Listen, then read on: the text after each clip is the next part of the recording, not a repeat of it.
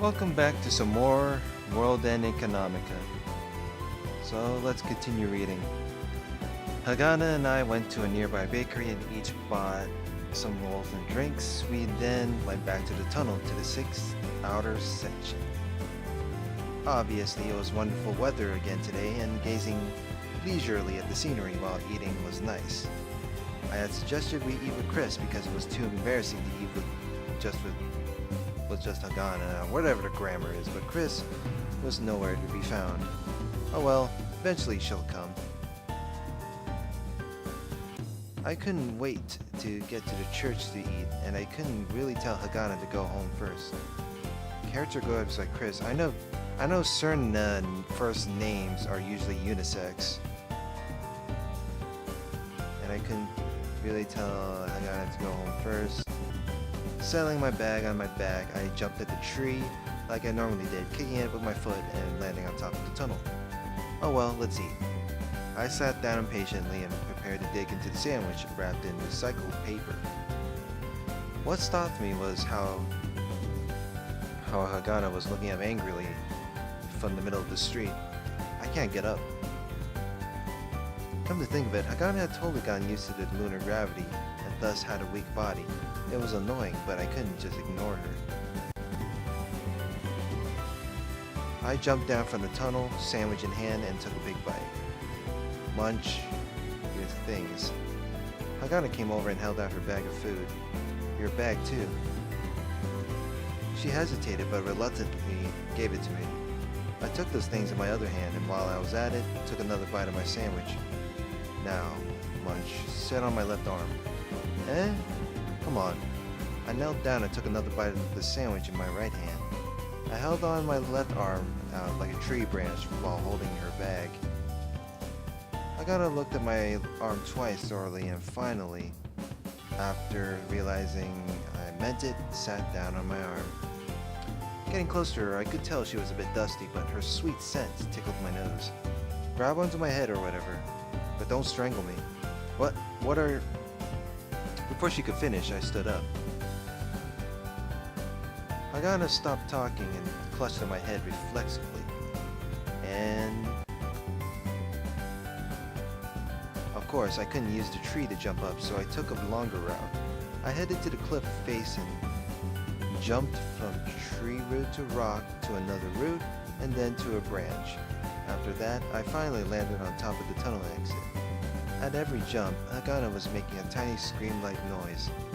She wasn't choking me because she was clumsily grabbing my head hard enough to crush it. Her ring finger and middle finger were about to go up my nose.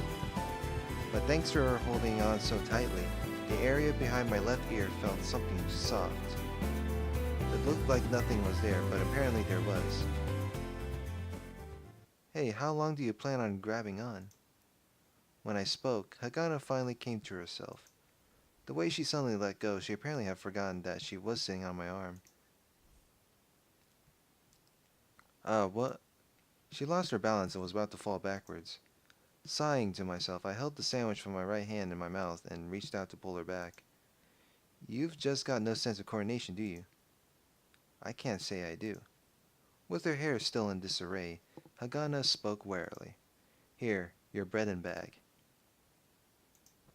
Taking her things from my hand, Hagana fixed her hair with her hands, and then when she looked up, she was suddenly taken in by the scenery.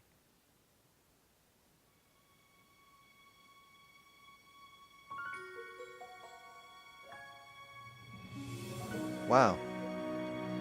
Talk about a nice looking scenery of the town right here.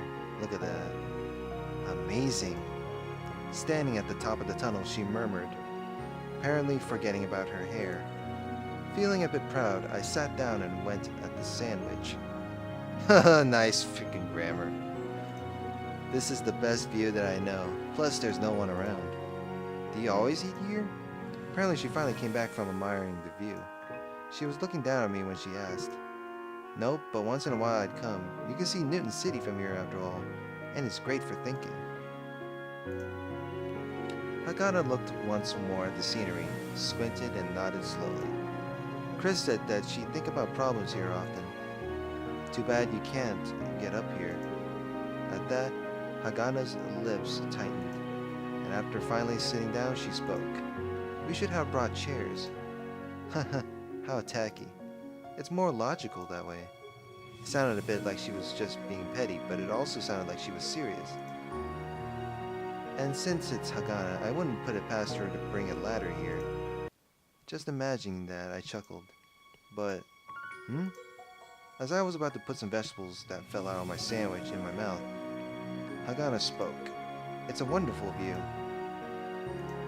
It was like she was praising me, so I was happy, but it was also embarrassing. The third floor of the church isn't bad either. So I said that, and Hagana turned around and answered.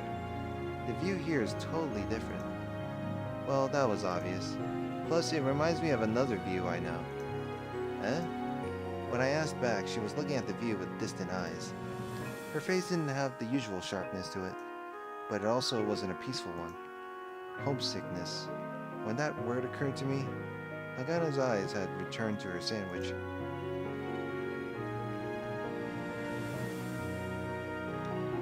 Anyway, I want to ask you something. What? I couldn't say that I couldn't say that I had been taken in by her face, so I came to myself and replied hurriedly, What is it? About the contest. Ah, yeah, what is it? Were you going to ask a question? Even when I asked again, she didn't try to speak, and she kept looking at her sandwich. She even ignored my pressing, so I knew she was thinking about her question. About the prize money. But what she finally said was direct. Yeah? You're really going to split it with Lisa? Asking, even though we've already come this far, in the end, she came back to that. I answered while licking some mustard off my fingers. If it's under 50,000 moles, everything. If it's 200,000 moles, then maybe half of what's left after the 50,000, I guess. Really? You don't trust me that much? I wasn't angry, but asked back. And Hagana looked away meekly, and then looked up at me meekly again. Even if, hmm? Even if my program doesn't work? Hagana's black eyes were looking at me steadily. I couldn't laugh about her being a worrywart. Hagana was practically making fun of herself, saying that her math would be useless in the real world. Well, if possible, I hope it'll be useful. But, well, Lisa did take me in after all. Plus, if I managed to get into the ranks with prize money, headhunters would come. If anything, that was my goal. If I could leave the church on good terms, a few 100,000 moles was worth it. Plus, we still don't know for sure whether you'd be of use or not.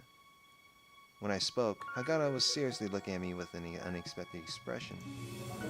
Then, slowly lowering her eyes, she nodded. I want to be useful. Hagana spoke clearly. Just once?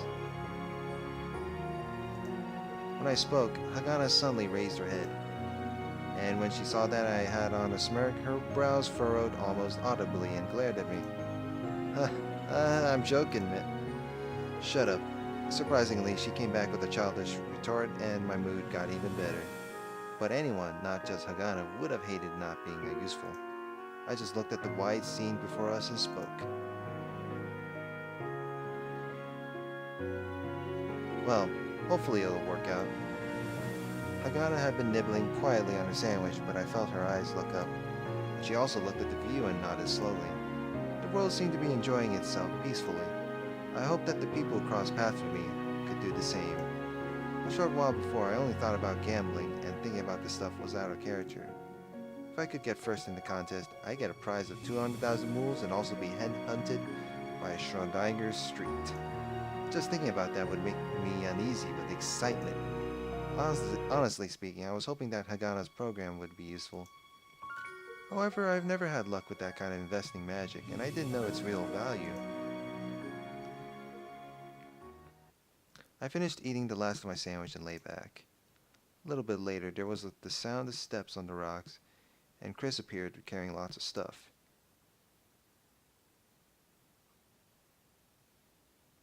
The next day, Hagana and I were lined up at the table. But of course, from the previous part, from what I remember, Hal was doing pretty well in the contest for the most part, so I'm not sure later on he's going to be in first place. Next day, Hagan and I lined up the table. Her terminal was set next to mine, and that program Saralt made was open. From what I'd heard, it apparently took all the factors that would move a stock, converted them into variables, and would then pick out the ones that seem to be able to predict what will happen to the stock. Apparently, the predicted price of stocks moved according to a normal distribution, so with just that exception, it was imitating what I was doing. The difference between me and the program was that it had instantly picked several stocks I'd perhaps be interested in out of 1,000 stocks, calculate out the future prices, and show them to me. Stock prices were always going up and down, and that movement range was called the volatility. On days when the market made big moves, the price would move a lot, but on most days, it would move around the same amount. That program would determine the volatility for the day from the index, and would continuously display the predicted price.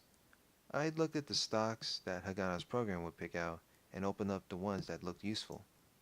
There were a bunch of usable ones, so I thought it was imitating my selection process pretty well. Well, let's give it a try. Yeah. Hagana seemed to be a bit nervous. The prices on the imaginary stock market all started moving at once. The stock that Hagana's program picked up apparently locked in, showed the price spreads for the day. The movement of the index, essentially the market's sentiment, was supposed to be within that range 7 out of 10 times. I was looking at the other stocks too, but this one was the main one. Today the market was a bit sluggish and wasn't really moving. Apparently reacting to this, the program tightened the price spread. Seemed like it'd recalculate things every few minutes. How is it? Hagana asked.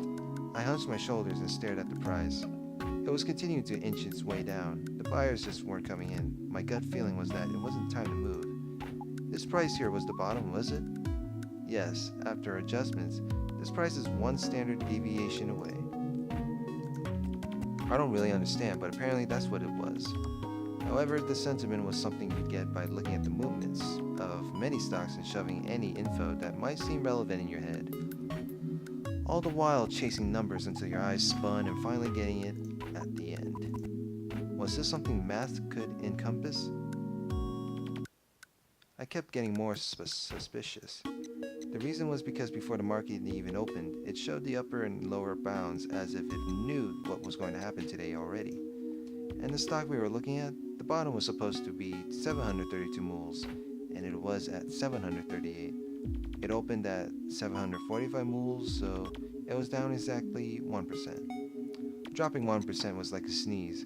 Your nose could just be itchy and had nothing to do with having a cold. Well, 1% is just nothing. But there was little information out there, so you couldn't tell. I opened screens for other stocks and found stocks where some people couldn't wait longer, or stocks that were moving strongly and tagged along. You should buy a stock when it started rising and sell it at a point where it was probably too early. If you made a profit, then don't follow what the stock does afterward. If you lay your hands on it again if it seemed to want to go higher, you'd most likely come out with a loss. Even the famous scientist Isaac Newton made that textbook mistake and was ruined. That was towards the end of the 1800s. I knew that Hagana was getting jealous next to me, but I couldn't waste an entire morning on that one stock. For an hour or an hour and a half, I was adding up gains of 0.7% or 0.5%. Wasn't a great performance, but since the market was weak, it was on the good side. Along the way, I had two 0.2% losses. Oh well. Ah, come on, it's not that bad. Suddenly, a tone sounded. Hal! Hagana called my name. When I looked, her finger was pointing at the terminal. Looking at it, I saw numbers in Hagana's program blinking. When I looked at the stock on mine, it had dropped to 734 mules, near the bottom limit. It's going down. I know. I was looking at the screen, and the order board didn't have any buy or sell prices that were shouting here. I'm supposed to buy here? To be honest, I winced. There was nothing to go on but Hagana's program. The volatility's low, but the sigma's gone down to the bottom. As usual, I had no idea, but she was serious. Trusting her, I bought it. Since the lowest point was supposed to be 732, as usual, I put in the order for one step before at 733 mules.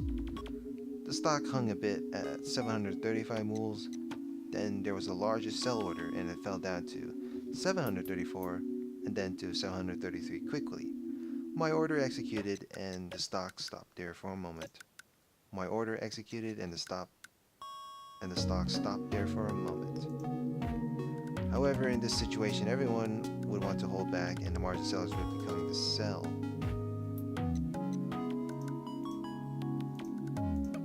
Coming to sell. Naturally, the sell orders came in all at once, soaking up my entire 733 mule order. It ate through half of the 732 mule orders. Scared, I made to cut losses. Right now, it wouldn't hurt that much. Hagana apparently realized that and grabbed my hand to stop me. No. What are you doing? It should get bought here. It's supposed to get bought here. It should get bought here, supposed to get bought here, really? She spoke while holding my hand. Why? Based on what? It was human nature to hope that the program we made would predict correctly, but reality is merciless, and the market was known for its wild and free movements, so to the point where they said it didn't care about owners. If praying was all that was needed to win, then people like Lisa would be rich. The 732 mule buyers were cleared, and it was into 731 mule territory. Already we were down 0.4%. I was on the edge of cutting losses. The sentiment was horrible. There was no reason to buy. Under 731 was that round number wall of 730 mules. Was it going by that? From the looks of things, even if it stopped falling there wasn't a reason to go up. But Hagana continued looking at the screen. Up. It's supposed to go up. A buy order came, and the 731 mule buy orders might win. Huh? However, the stock didn't move up or down. Buy orders would come in intermittently, and it stopped there. Sell, buy, sell, buy. They struggled, and the atmosphere changed. Seriously? Trading stopped.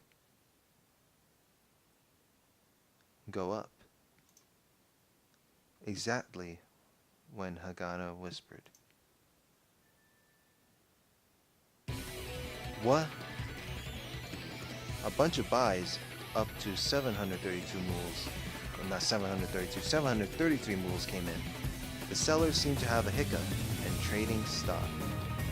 Buys still kept coming in, now up to 734 mules. Sells came, however, it was like a water gun, and turned to steam next. 735, 736, now back down, back up, 737, 738, 739. The trading was unstable, but I knew that a bunch of orders were trading. No, knew that a bunch of orders were waiting at 740 moves. Gains were at about 1%. If we wanted to take our profits, this was the place. I threw off Hagana's hand and put it in order. This time, Hagana's didn't stop me. At the end, we executed at 739 mules and made a 0.9% profit. The stock hit 740 for a moment, then was pushed back by strong sale orders to 738 mules and stayed there, struggling. While looking at the movement, I couldn't help but feel stunned, like I had just seen an optical illusion. Did we profit? Hagana asked.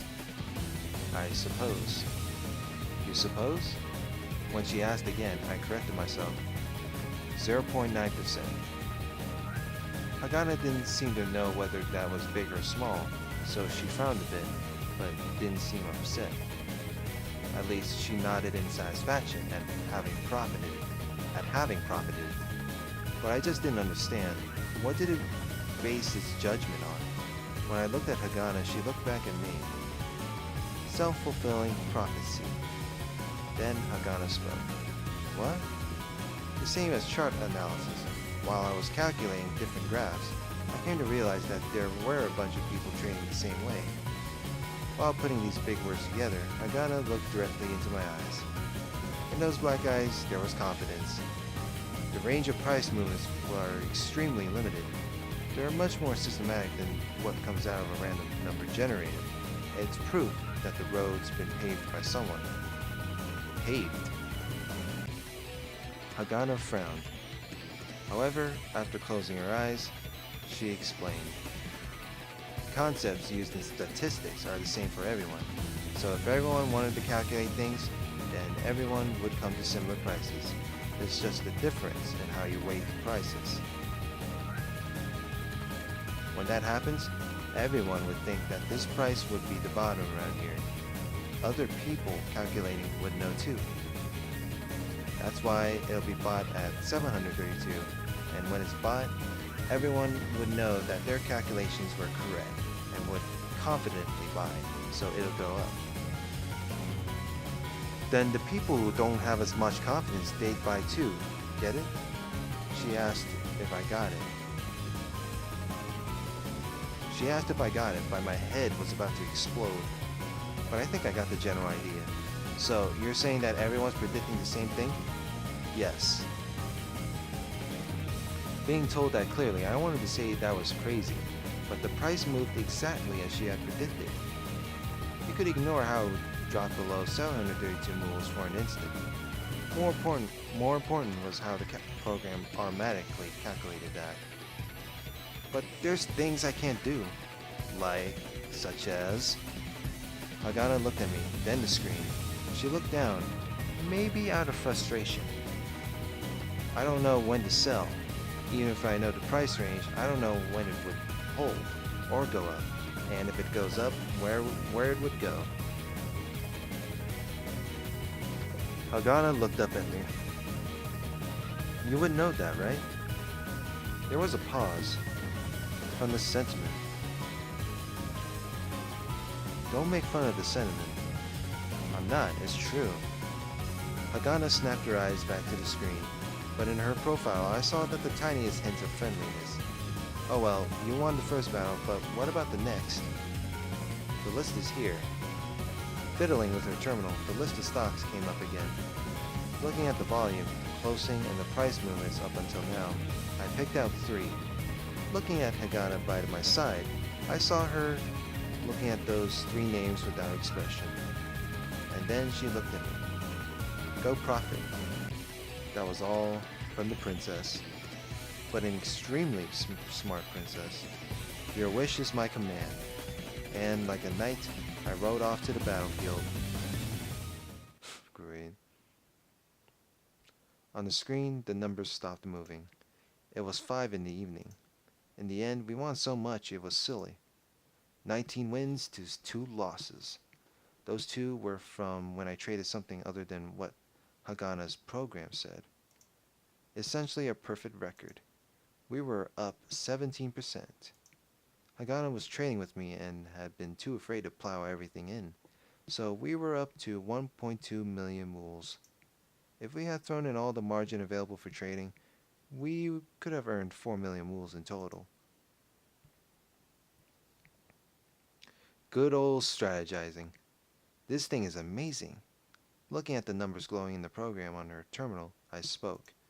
With trading closed, I was uploading today's trading data from the trading contest site. It was downloading in real time and recalculating. It almost looked like a living thing feeding. The numbers would go up and down and keep changing one after another. It took a bunch of indicators and correlated them and calculated. And whenever one price changed, all the other prices would change, and when all the prices changed, there was no end. This was what computers could do. No human could do this. We succeeded? Hagana asked. After that start, I learned how to use the program, and once again pulled up 10 stocks, and checked their prices constantly. When the tone sounded, I traded furiously. Maybe she got sick along the way and stopped looking at the screen partway, but she didn't leave her seat. She apparently couldn't just leave the program she had devoted herself to creating. And then that question from her. She looked so worried. I was tempted to tease her and say we didn't profit. Her eyes were normally sharp, and her actions severe, so with a face like that, it was really tempting. But I somehow managed to resist the urge when I spoke. Huge success. It was then. Hagana's expression just melted. Thank goodness. And then that relieved smile. Thanks to how she was usually, this had a lot of power. It just blew past my limit. And while I was all blown away, I saw her wipe some tears from the corner of her eye. Stupid, don't cry. I blurted that out in confusion, and her softened face instantly hardened. I'm not crying. What an obvious lie. And just after saying that, she sniffed. Well, she wouldn't admit it if I pointed it out anyway. Plus, that didn't matter. Hagana was so relieved that it doesn't even matter. Next to me, Hagana was sniffing and wiping the corners of her eyes. I wish she'd think about how I felt having to pretend I didn't see that, but it was a bit cute about how she tried to keep up appearances. Apparently what Lisa said was true, about how she didn't have a personality nearly as twisted as her mean-looking eyes would indicate. Sighing to myself, I looked at the screen to pass the time. What can be improved? Out of nowhere, Hagana asked, "What?" Places to improve. She probably wasn't asking about how to lie about not crying. Looking at her and then at the screen, I answered, a few of the price ranges were a bit loose, and there were a lot of stocks it picked that were misses. I can pick them out when I trade, but I guess that's about it. Hagana's nose sounded a bit stuffed still, but her face had gone back to normal. She looked at her program and nodded. But, well, it's amazing. Sitting up and then leaning back on the chair, I let out an admiring sigh. Without me noticing, someone had been putting up such a fight. Hagana was looking at me quietly. Then, looking at the terminal one more time, she spoke. I'm relieved. I totally agreed with those heartfelt words.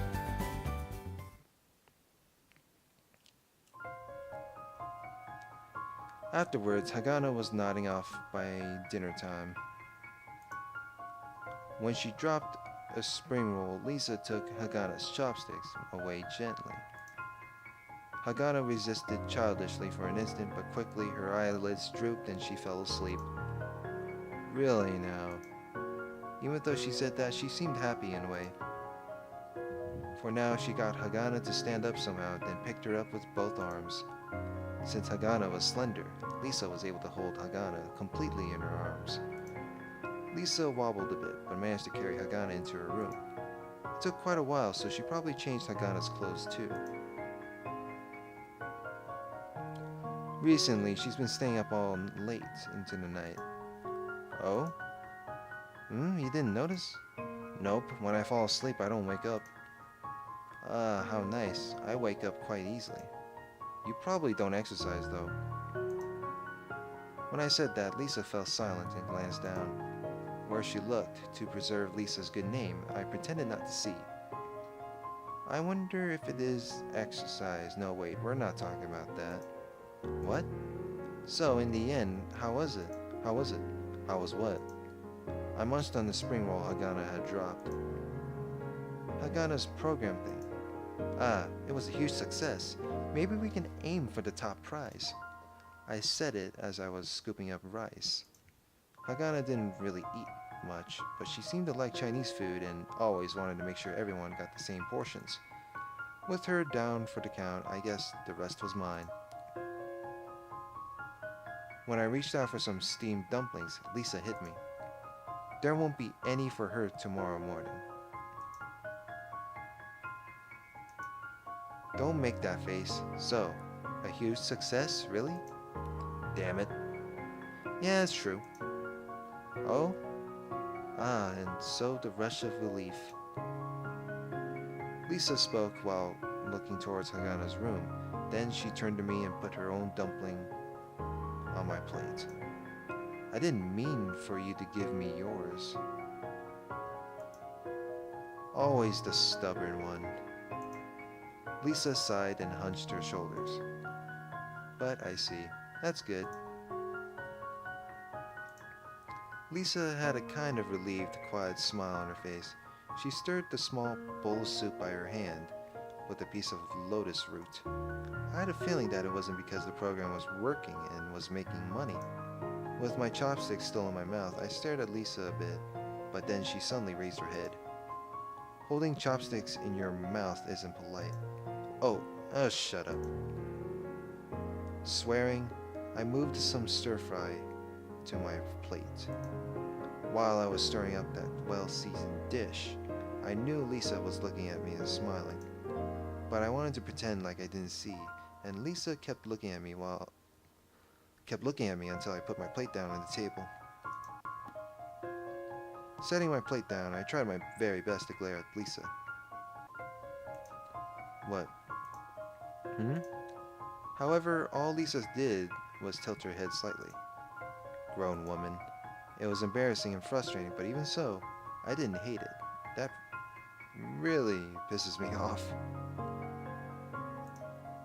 I just thought that, wow, that these sorts of things happen too. What?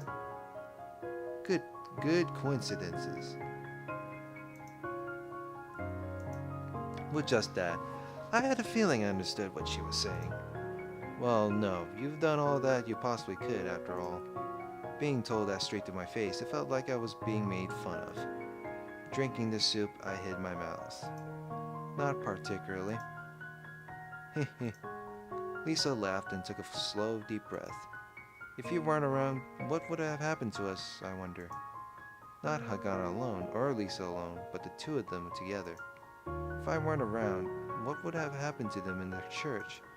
I tried imagining what that would be like, and could only come up with a wretched image. I'm probably imagining about the same, just two girls together wouldn't feel very restrictive, but at times things get a bit too heavy. You're young enough to be a girl?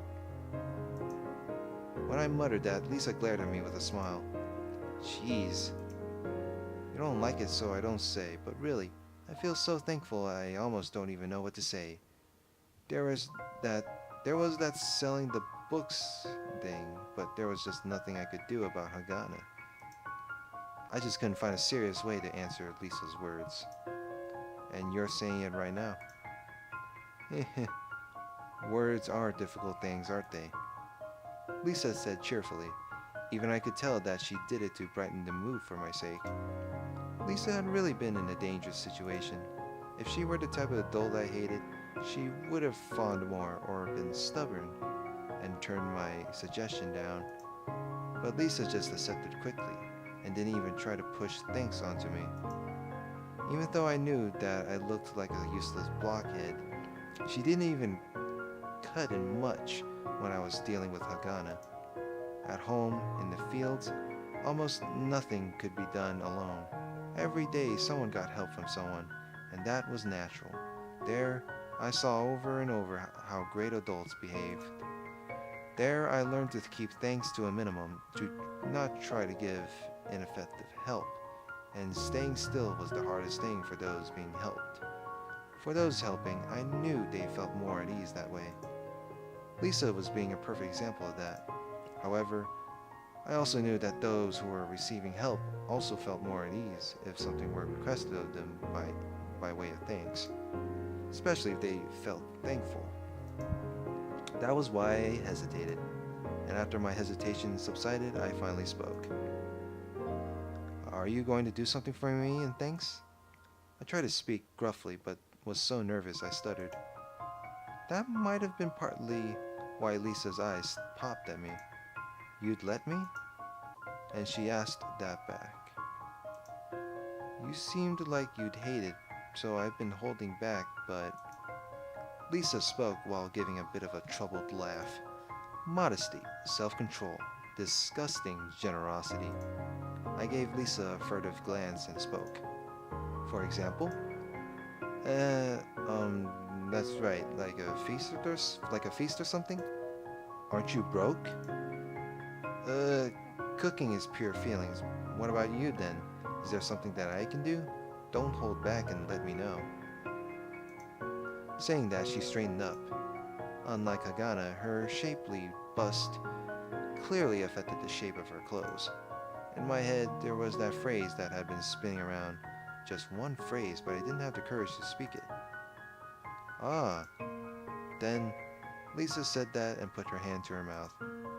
Or maybe you want to take a bath together or something? But what are you, stupid?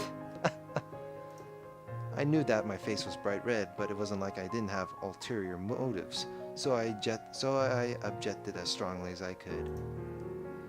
Lisa was simply laughing loudly, and when she rested her cheek on her hand, elbow on the table, she spoke somewhat happily. In 5 years, when you become a good man, I'll think about it. You'd be an old lady then. Smiling while angry, that was one of Lisa's skills. But even so, Lisa ultimately just burst out laughing. So, what do you really want? Just come out and say it. From across the table, I realized just how unbelievably childish I was. La... La? Lo. I had no idea if I said it clearly, but Lisa became surprised and then an unspeakably satisfied smile came onto her face. Then, with her cheek still resting on her hand, she impolitely ate a dumpling. Looking at the end of the long chopstick, she moved it in a circle. Should I do it? I wonder. It was so obviously on purpose, I almost died of shame. But finally, Lisa gave a small nod. Keep this quiet from Hagana. When I said that, Lisa gently lowered her eyes. Of course, if boys didn't have secrets, they'd die, right? Beats me. In the end, she even cleaned my ears with an ear pick. If she said she'd do it one more time for 50,000 mools, I was scared that I might pay.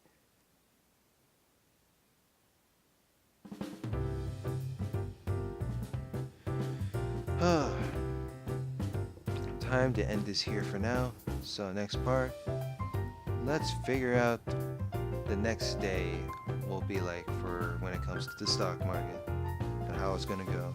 So like, comment, and subscribe, and see you guys later. Have a good one.